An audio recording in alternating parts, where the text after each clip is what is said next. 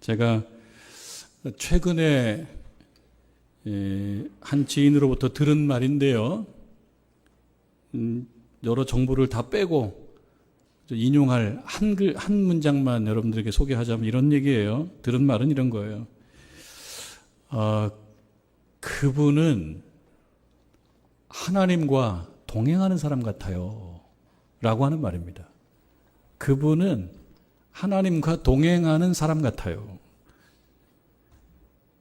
여기서는 말하는 사람이 있고 그 말 속에 있는 그분이라고 하는 여러분이 모르는 어떤 사람이 있는 거예요. 그분은 하나님과 동행한다. 그러니까 하나님과 동행하는 사람은 그분인 거예요. 근데 그분이라고 얘기하는 그 사람은 자신이 누군가에 의해서 하나님과 동행하는 사람이라고 하는 일종의 뒷담화의 주인공이라는 사실을 모릅니다. 그거는 우리들이 살아가면서 듣는 얘기도 알게 되는 얘기이기도 합니다. 우리들도 누군가에 대해서 뒤에서 얘기를 합니다. 그분 참 좋은 사람이라고 얘기하기도 하고 그분 참까지만 얘기하기도 하고. 근데 우리 자신만 그러는 게 아니라 다른 어떤 사람도 내가 모르는 사이에 그런 얘기를 할 수도 있을 것입니다.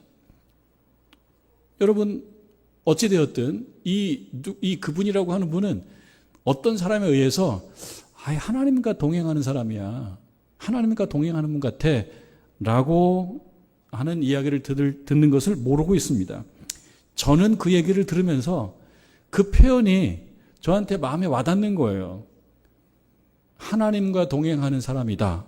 라고 하는 이 표현이 제 마음에 와닿는 거예요. 저는 이렇게 말을 한 분이 왜 그렇게 얘기했는지에 대해서 정확히 알지는 못합니다.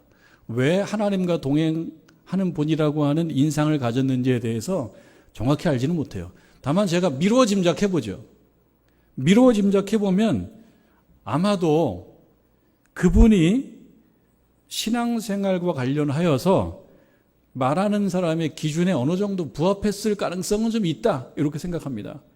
신앙생활을 잘한다라고 하는 것을 그저 우리가 일반적으로 생각해 봤을 때 늘 예배에 잘 참석하고 예배 잘 드리고 예배 빠지지 않고 헌신하고 그리고 경건 생활이라고 우리가 얘기하는 여러 가지 내용들, 기도 생활이라든지 어떤 개인의 어떤 모습이라든지 하나님께 헌신이라든지 이런 것들을 나름 파악해 봤을 때 이 정도쯤이면 괜찮지라고 아마 생각하지 않았을까라고 미루어 짐작을 해 봅니다. 그리고 또 한 가지는 우리가 어떤 사람이 훌륭한 사람이라고 얘기할 때 그 사람의 모든 면을 보고 다 훌륭하다고 얘기 꼭 하지는 않아요.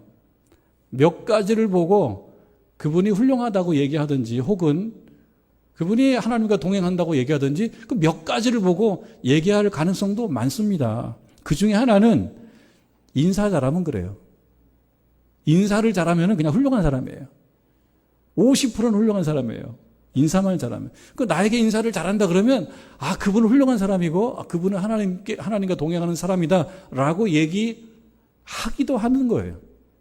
뿐만 아니고 또 어쩌면 그렇게 중요한 사실이 아닐 수도 있는 말씨를 들어봤을 때 그저 말이 공격적이고 누구를 툭툭 치고 얼굴 표정도 화난 것 같고 이렇게 얘기하는 것과 뭔가 좀 겸손하고 공손하게 보이고 그리고 주로 들어주면서 공감해주고 하는 그런 말씨와 태도 이거를 봤을 때 이분은 좋은 사람이네 혹은 이분은 하나님과 동행하는 사람이네 라고 말했을 수도 있습니다. 또는 하나님과 동행한다고 얘기했을 때 헌신하고 봉사하는 거잖아요.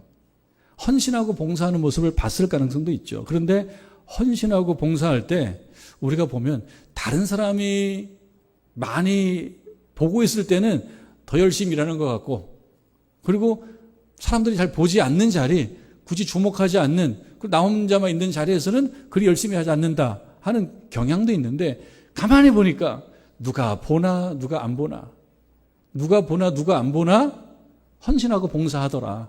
그걸 봤을 때 이분은 하나님과 동행하고 있는 분 아니야? 라고 판단했을 가능성이 많다. 저는 미루어 짐작을 해봅니다. 그러나 아마 이 두 가지 다겠죠. 예배 생활, 경건 생활, 어느 정도 수준에 부합하는 거고, 그 다음에 뭐 말씨, 인사, 태도를 포함한 그냥 일상생활 중에 뭔가 좀 좋은 모습, 이것을 봤을 때, 이분은 하나님과 동행하는 사람이다. 이렇게 얘기했을 가능성이 있다. 이렇게 미루어짐작해 봅니다. 저에게 느껴지는 거는, 저 자신도 그런 이야기를 듣는 신자였으면 좋겠다라고 하는 생각인 거예요. 저 자신도. 누군가 저를 보고, 저를 봤을 때 이렇게 저렇게 얘기하겠죠. 제 귀에 들리지 않는 말들도 있죠. 그러나 들리든 들리지 않든 저 김기남 목사님이 하나님과 동행하는 것 같아. 그러면 저는 참 영광스럽겠다. 저는 참 그게 기쁘겠다. 감사하겠다. 이런 생각이 들어요. 그리고 여러분들께 드리고 싶은 말은 뭐냐면 여러분들께서도 다른 칭찬도 물론 참 좋지만 하나님과 동행하는 신자, 하나님과 동행하는 사람이라고 하는 그런 칭찬 평가를 받으면 좋겠다라고 마음 먹어주기를 바라는 겁니다. 그게 있는 것과 없는 건 차이가 있어요. 다른 칭찬이 아니고 하나님과 동행하는 신자라고 하는 칭찬을 나도 들으면 좋겠는데 라고 하는 그런 소망을 갖는 거는 참 중요하다. 그러면 왜냐하면 그렇게 하려고 노력하고 그렇게 하지 못했을 때 스스로 좀 성찰도 하고 반성도 할 거기 때문에 그래요. 그런데 하나님과 동행하는 걸가 별로 중요하지 않다라고 생각하면 거기에 대한 반성도 별로 없고 성찰도 별로 없어요. 근데 여러분 스스로 생각할 때 그래 나도 하나님과 동행하는 신자가 돼야지. 그게 내용은 사람마다 조금 정의하는 바가 다르겠지만 하나님과 동행하는 신자가 돼야지라고 하는 마음을 갖고 있으면 그러면 반성도 하고 성찰도 하고 노력도 하게 돼 있다. 저는 그렇게 할 수 있도록 여러분들을 안내하라고 명받은 하나님의 청지기인 거고 여러분들은 그런 안내를 잘 받으시고 이제 아멘 하면서 그래 나도 하나님 앞에 하나님과 동행하는 신자가 돼야지 이렇게 마음 먹는다면 저도 임무 수행을 하는 거고 여러분도 하나님께 칭찬받는 것입니다. 여러분 오늘 읽은 본문 말씀에 의하면 미가 선지자가 살던 시대에 대한 이야기인데 그 미가 선지자가 살던 시대 대략 주전 한 8세기라고 얘기합니다. 주전 8세기. 그때 그 신자들도 자기 나름대로, 나름이라는 말이 중요해요. 자기 기준으로 생각해 봤을 때 이쯤 되면 내가 하나님과 동행하는 거 아니야? 라는 생각을 갖고 있는 사람들이 많았습니다. 그때 그 신자들도 그렇게 했어요. 이쯤 되면 내가 하나님과 동행하는 거지 라고 생각하는 거예요. 그 나름 신앙생활을 열심히 한 겁니다. 우리가 오늘 읽은 말씀을 봐도 그런 부분들이 좀 있습니다. 나름대로는 했어요. 근데 문제는 뭐냐면 하나님께서 미가 선지자를 통해서 지적하시고 말씀해 주시는 것은 뭐냐면 나름 괜찮다고 생각하는 것과 하나님의 기준에 있어서 차이가 크다는 거예요. 하나님께서는 그렇게 생각하지 않는데 스스로 생각할 때 나 이 정도면 하나님과 동행하는 거고 이쯤 되면 이 정도면 신앙생활 하는 거 아니야? 라고 생각한다는 거예요. 우리들에게 주는 도전의 말씀이기도 합니다. 우리들도 생각해 보는 거예요. 내가 이 정도쯤 되면 그래도 신앙생활 잘하는 거 아니야? 이 정도 하면 되지 라고 생각하고 있는 것과 하나님께서 칭찬해 주시는 것과는 다를 수 있다. 그것을 한번 점검해보고 짚어보라 라고 하는 말씀을 우리가 들어야 되겠습니다. 6절 말씀을 먼저 한번 볼까요? 6절 말씀. 미가 선지자 입을 통해서 말해지는 것이지만 이러한 생각은 당시 신자들, 당시 이스라엘 백성들의 마음에 있었던 생각들이에요. 이런 생각들이 좀 있었다는 거예요. 보면 이렇습니다. 내가 무엇을 가지고 여호와 앞에 나아가며 여호와 앞에 나아가는 생각을 갖는 것 자체가 좋은 거죠. 바람직하죠. 우리도 신앙생활 하면서 내가 하나님께 나아가야 된다는 생각은 가져야 됩니다. 이 자체로는 좋아요. 자, 근데 좀 더 읽어봅니다. 내가 무엇을 가지고 여호와 앞에 나아가며 높으신 하나님께 경배할까? 높으신 하나님께 경배하고자 하는 마음을 갖는 거 좋습니다. 근데 어떻게 할 거냐? 어떻게 할 거냐? 라고 보면 이 앞에 무엇을 가지고 나갈까? 무엇이라고 하는 것이 내가 하나님께 경배하는 것, 하나님께 나아가는 것을 어느 정도 다 이거 충족시켜주는 뭔가라고 생각하는 것 같아요. 무엇을 가지고 나가면 된다고 생각하는 거예요. 근데 그 무엇이 뭐냐?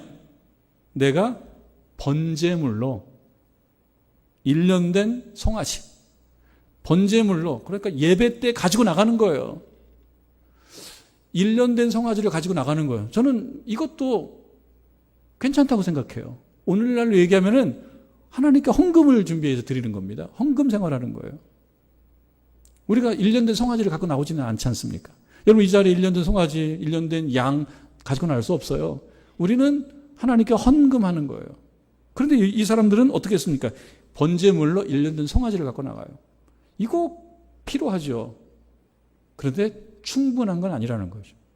필요한 것이지만 충분한 건 아니에요. 조금 더 읽어볼까요?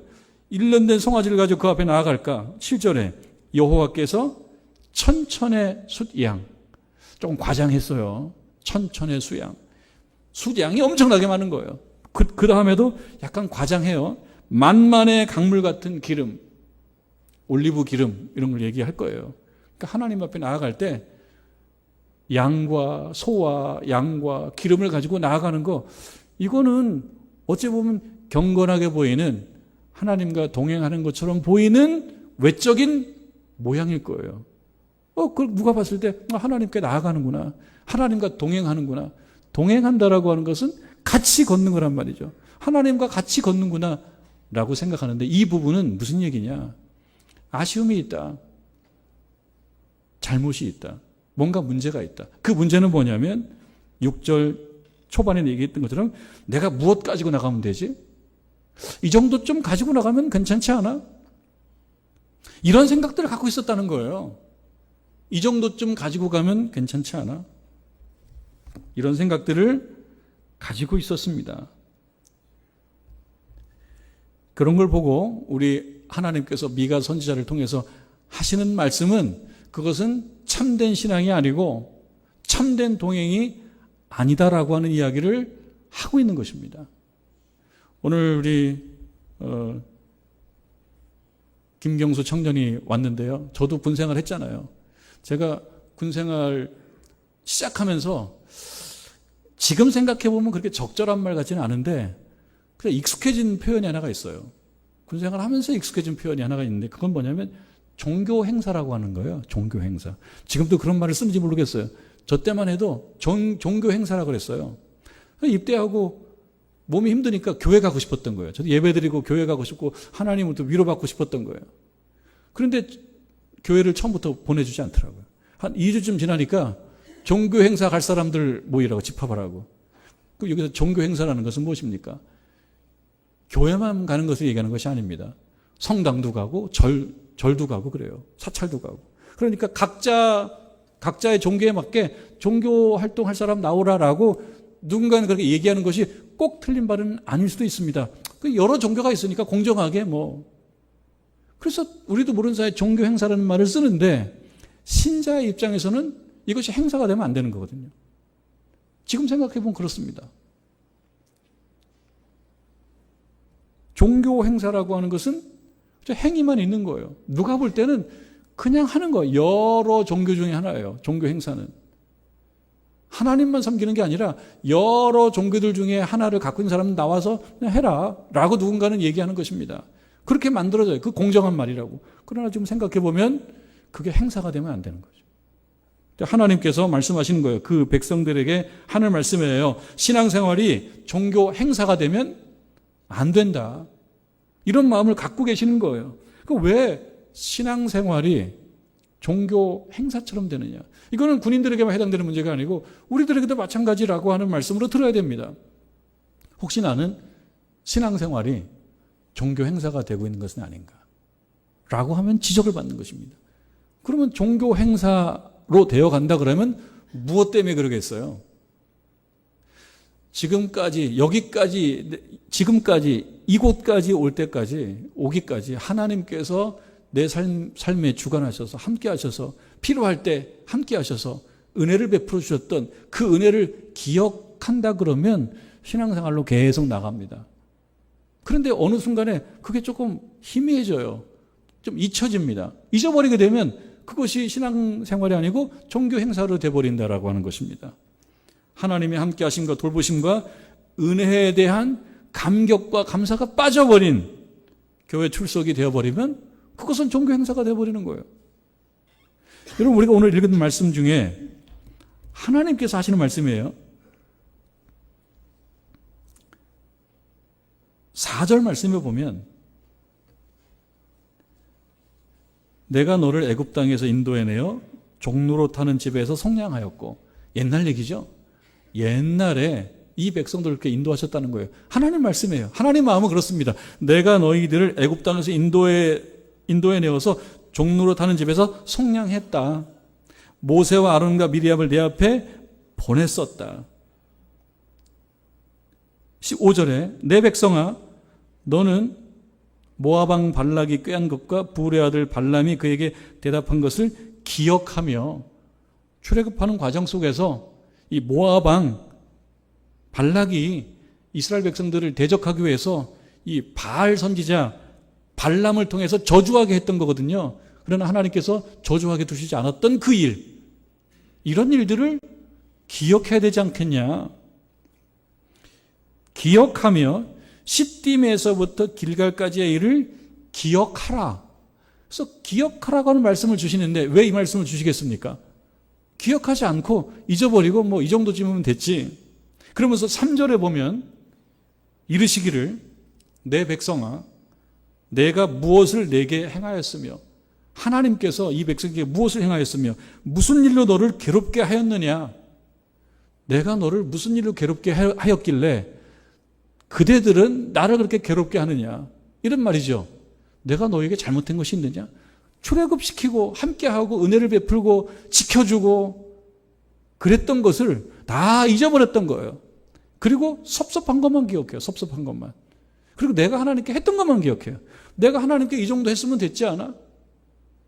그리고 하나님은 나에게 왜 이 정도로 대우를 안 해주시지? 라는 생각만 남아 있으니, 그런 것을 대하는 하나님께서 내가 너한테 뭘 그렇게 괴롭게 한 일이 있니? 잘 생각해보면 은혜가 있지 않니? 라고 이야기하는데, 들을 때는 뭐 하나님이 나에게 안 해준 것만, 내가 하나님께 해준 것만, 이렇게 생각하는 약간 기억의 이 불일치가 이렇게 생긴다는 거예요. 그거를 지적하고 있습니다. 1절을 가보면은요, 이렇죠. 너희는 여호와의 말씀을 들을지어다. 하나님께서 말씀하시는 거예요. 미가 선지자가 이 백성들에게 합니다. 너희는 여호와의 말씀을 들을지어다. 어떤 말씀을 하시고자 하시냐면, 너는 일어나서, 하나님의 말씀입니다. 너는 일어나서 산을 향하여 변론하라. 변론하는 주체는 하나님이 아니세요. 이스라엘 백성들에게 하는 말이에요. 한번 옳고 그름을 따져봐라, 이런 거죠. 변론이라고 하는 것은 옳고 그름을 따져봐라. 옳고 그름을 따져봐서 잘못된 게 있으면 바로 잡으라는 것입니다. 그러면서 또 이야기하죠. 2절로 가면 너희 산들과 땅의 견고한 지대들아, 너희는 여호와의 변론을 들으라. 변론이라고 하는 말은 뭐냐면 옳고 그름을 따지는 거예요. 근데 이 백성도 옳고 그름을 따져보는 거고, 하나님께서도 옳고 그름을 따지시기를 바라요. 나의 의로움이라기보다는 너희들의 잘못을 알게 만들어주시기 원하는 겁니다. 바로 잡아주시기 원합니다. 하나님께서 이 백성의 잘못된 생각을 바로 잡아주시기를 바라요. 어떤 면을 바로 잡아주시길 바랄까요? 하나님의 은혜는 잊어버리고, 하나님의 은혜는 잊어버리고, 내가 무엇을 가지고 나가면 하나님이 좋아하실까? 내가 무엇을 가지고, 여기서 무엇을만 살아남은 거예요. 하나님께서는 그 무엇을이 아니고 그 무엇을과 함께 마음과 정성을 바치는 걸 원하세요. 한번 예배 드려주고, 한번 경배해주고, 이 정도쯤이면 됐지라고 하는 정도의 그런 경배를 하나님 원치 않으십니다. 무엇을 가지고라고 하는 그 무엇만 살아남고, 1년 된 송아지만 살아남고, 그 다음에 만만의 강물 같은 기름만 있고, 기름은 있는데 기름을 드린 신자의 마음은 없어요. 기름은 있는데, 송아지는 있는데, 그 앞에 가지고 나온 송아지는 있는데 송아지를 드린 사람은 없어졌어요. 왜 없어졌어요? 송아지 드리면 된 거 아니야?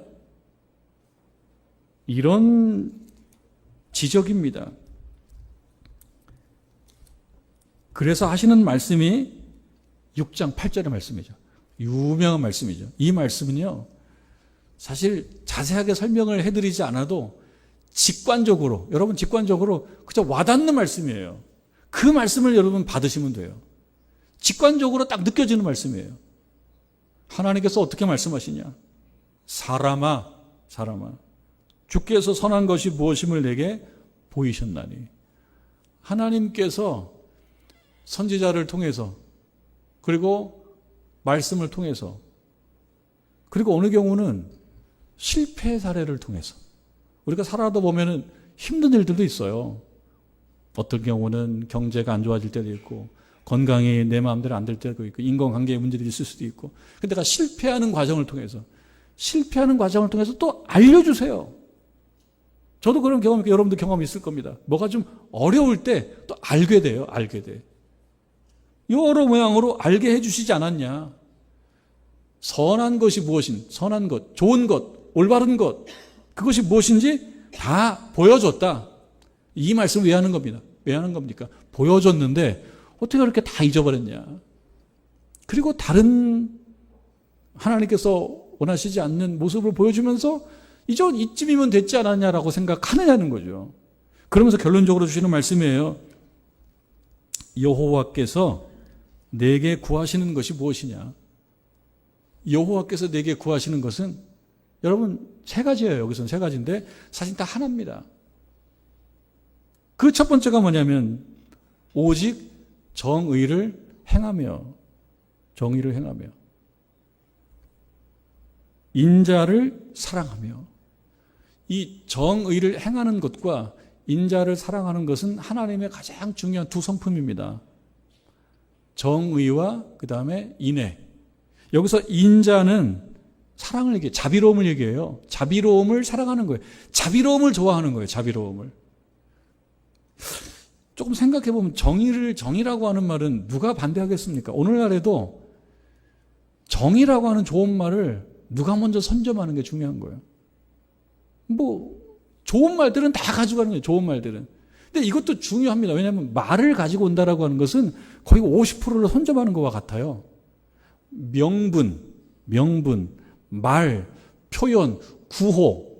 이것이 아무것도 아닌 것 같은데 사실 우리들은 구호에 많이 넘어갑니다. 구호. 아주 뭔가 이렇게 마음에 와닿는 구호. 그 구호만 봐도 넘어가요. 그리고 나중에 깨달아요. 구호밖에 없었네.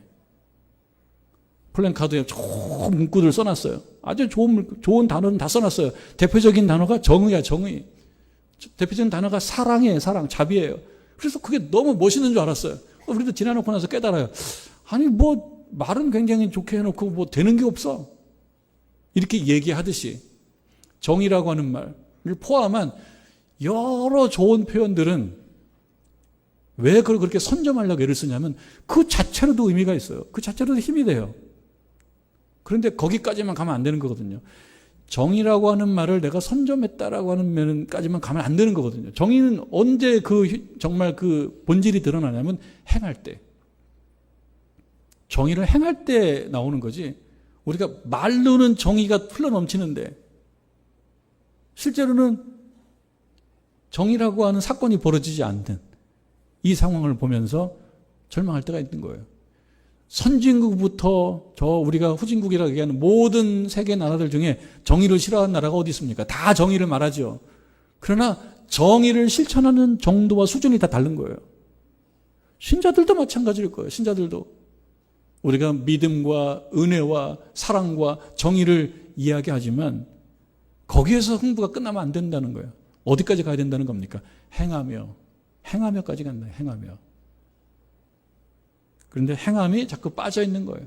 정의를 행하지 않아요. 정의를 얘기하면서. 그 다음에 인자를 사랑하며. 여기서 인자라고 하는 말은 히브리어로는 헤세드라고 하는 말인데 이 헤세드는 하나님의 변함없으시고 일관성이 있고 계산적이지 않은 그런 긍휼의 여김이에요. 이 인자라고 하는 것은. 이것을 사랑하는 거죠. 그러니까 사랑을 할 때는 하나님의 사랑처럼 해라. 조건을 보거나 계산을 하거나 일시적이거나 조금 하고 말거나 이런 것이 아니고 일관성 있고 지속적이며 계산하지 않는 그 진지한 사랑을 실천하는 겁니다. 사랑이라고 하는 것도 결국 실천하는 것입니다.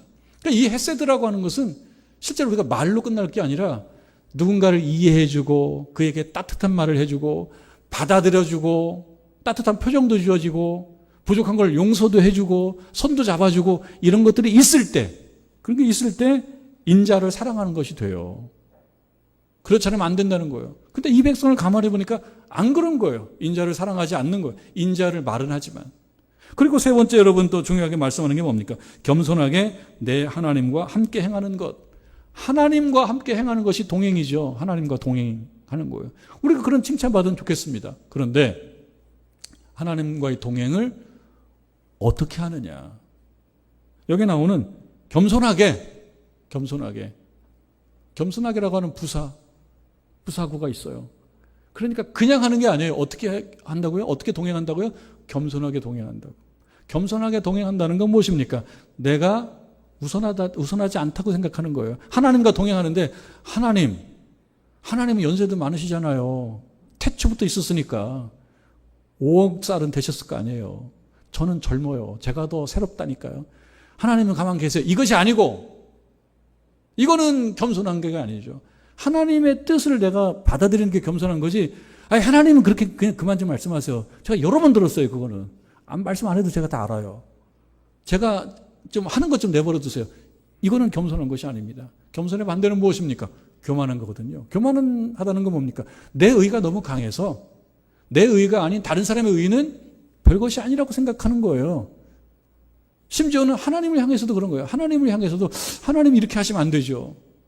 이런 마음이 생겨요. 그거는 동행하는 것처럼 보여도 동행이 아닌 거예요. 겸손한 동행이 아닌 것입니다. 우리가 매주 말씀을 들으면서 여러 가지 생각이 날 것입니다. 여러분 말씀 들을 때 생각이 나요. 또 생각이 나야 돼요. 말씀을 들으면서 내 머릿속에 하나님이 나에게 이것 때문에 이런 말씀 해주시는구나 라고 하는 것이 생각이 나야 돼요. 말씀 들으면서 생각이 안 나고 그냥 시간이 흘러가는구나. 지난주하고 비슷하네. 지난주하고 비슷하죠. 그러나 그 말씀을 들어서 생각이 나야 돼요. 어떤 생각이 나야 되는 것입니까? 정의와 사랑이라고 하는 것이 무엇이냐? 행하는 것이 중요하구나. 생각이 나야 되는 거예요. 그리고 용서에 대하여, 친절과 섬김에 대하여, 헌신에 관하여 생각이 나야 됩니다. 그렇다고 그러면은 결단해야 돼요. 이거는 논리적 이해로 끝나면 안 돼요. 결단하고 실천하는 것이 중요하다. 그것이 오늘날 하나님께서 우리들에게 말씀하시는 거예요. 정의를 행하며 인자를 사랑하며 그게 포함되어 있는 것입니다. 그렇지 않으면 하나님의 생각이 사라져요. 휙 날아가 버립니다. 말씀 듣고 드는 생각을 결단하지 않으면 휙 날아가 버려요. 내 생각이 중심이 돼버려요. 가끔 우리가 하기도 하고 듣기도 하는 말 중에 이런 말이 있어요. 재미가 없어. 사는 게 재미가 없어. 사는 게 재미가 없다는 말을 좀 생각해 보면 크게 한 두 가지쯤 있지 않을까. 한 가지는 힘도 떨어지고 또 소유도 예전만 같지 않고 그러니까 뭔가 여러 가지가 내가 위축된다 이런 뜻도 있어요. 그래서 좀 우울해진다. 재미가 없다. 우울해진다. 흥미거리가 없다. 이런 것일 수도 있어요. 그러나 조금 다른 각도에서 보게 되면 재미가 없어 라고 하는 것은 어떤 사람들에 대한 불만이 그 안에 담겨져 있어요. 내 기대대로 움직여지지가 않은 거예요. 세상이 내 기대대로 움직여지지 않고 세상이라는 말 속에는 사람이라는 말이 들어가 있어요.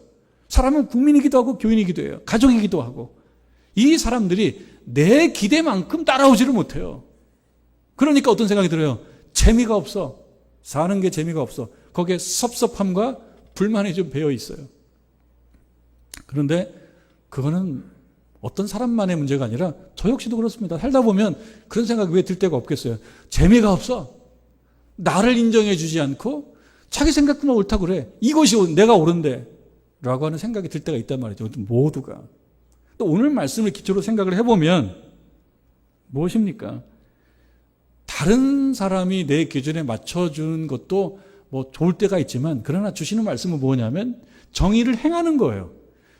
나의 정의가 저쪽으로 스며들게 만들어주는 거예요. 내 정의와 내 사랑이 이 교인들의 삶에 스며들게 만들어주면 그게 재미로 느껴져야 되는 거예요. 그런데 다른 사람의 정의와 다른 사람의 사랑이 내 삶으로 스며들지 않으니까 재미가 없어져 버려요. 오늘 주시는 말씀은 바로 그것입니다. 정의를 실천하고 사랑을, 인자를 사랑하게 될 때 그것이 하나님의 뜻이 이 땅에서 구현되는 거고, 그걸 봤을 때 삶의 의미와 보람과 목적을 느끼게 되는 것입니다. 그때 재미라고 하는 것이 느껴지는 거예요. 여러분, 우리가 살아가면서 겪게 되는 신앙상 여러 가지 문제들이 있습니다. 그때마다 하나님 지적해 주시면 잘 받아들이시길 바랍니다. 그리고 교정받고 또 삶의 현장으로 나아가는 거예요. 그중 오늘 주신 말씀, 하나님이 오르시고 정의를 행하며 인자를 사랑하며 겸손히 하나님과 잘 동행하며 나아가는 저와 여러분 되기를 주님의 이름으로 축원합니다.